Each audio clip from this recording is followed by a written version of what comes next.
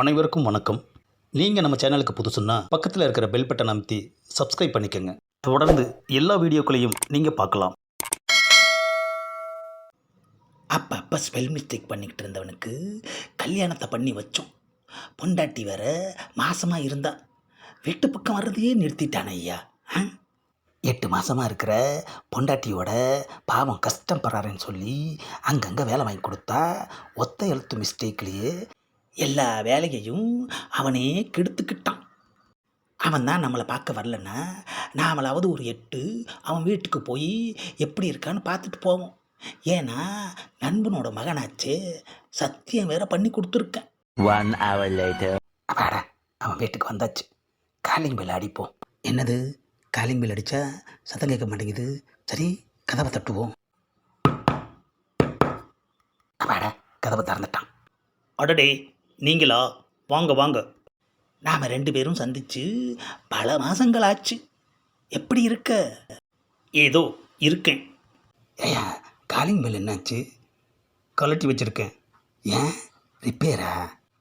கடங்காரங்க தொல்லை தாங்க முடியல. ஒழுங்கா ஒரு இடத்துல வேலை பார்த்தாதானே நல்லா இருக்க முடியும். அங்கங்கே மிஸ்டேக் பண்ணிக்கிட்டு இருந்தா இப்படி தான் கஷ்டப்படணும். நடந்து வந்தது காலெல்லாம் வலிக்குது. உட்காருவோம். என்னப்பா பாயை விரிச்சு போடுற?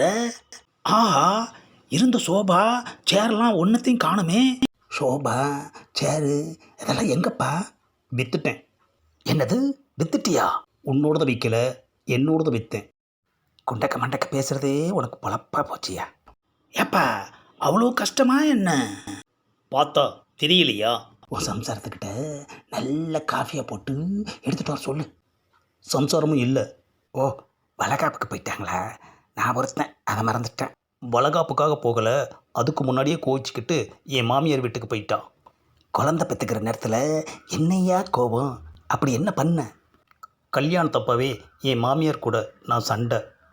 அதான் தெரியுமேயா, விஷயத்துக்கு வா. என் பொண்டாட்டி மாசமானது அவங்களுக்கு தெரியவே தெரியாது. ஏயா, 8 மாதம் வரைக்கும் ஒரு அம்மாவுக்கு சொல்லாமையே இருந்திருக்கிறியா? என்னையே பிடிக்காத உங்ககிட்ட நான் எப்படி சொல்ல முடியும்? சரி, அப்புறம் என்னாச்சு? கடைசியாக மனசு மாறி என் மாமியா எனக்கு ஃபோன் பண்ணி அவங்க பொண்ணை பற்றி விசாரித்தாங்க. எவ்வளோ நல்ல மனசு. ம், என் மனைவி 8 மாதம் முழுகாமல் இருந்தா. ஏயா, பெத்த தாய்கிட்ட அந்த சந்தோஷமான விஷயத்த சொல்ல வேண்டியதுதானையா? ஆசையாக நானும் சொல்லணும்னு தான் ட்ரை பண்ணேன். ஆனால் அங்கேயும் ஸ்பெல் மிஸ்டேக் நடந்துருச்சு. ஆஹா, அப்படி என்னையா மிஸ்டேக் பண்ண? என் மாமியா கிட்ட அவள் 8 மாதமாக இருக்கான்னு சொல்கிறதுக்கு பதிலாக அவள் கெட்டு மாதமாக இருக்கான்னு சொல்லிட்டேன். ஆஹா, நெஞ்ச வலிக்குதேயா, நெஞ்ச வலிக்குதேயா. நார பய, ஒரு பெத்த தாய்கிட்ட பொண்ணே கெட்டு மாசமாக இருக்கான்னு சொல்லியிருக்கானே ஐயா. ஏயா, மனுஷனாயா நீ? பெத்த தாய்கிட்டையே பொண்ணை பற்றி இப்படி சொல்லியிருக்கியே, எந்த பொண்டாட்டி தான் சும்மா இருப்பா? நான் என்னமோ புதுசாக வேணும்னு செஞ்ச மாதிரி நீங்களும் பேசுகிறீங்களே.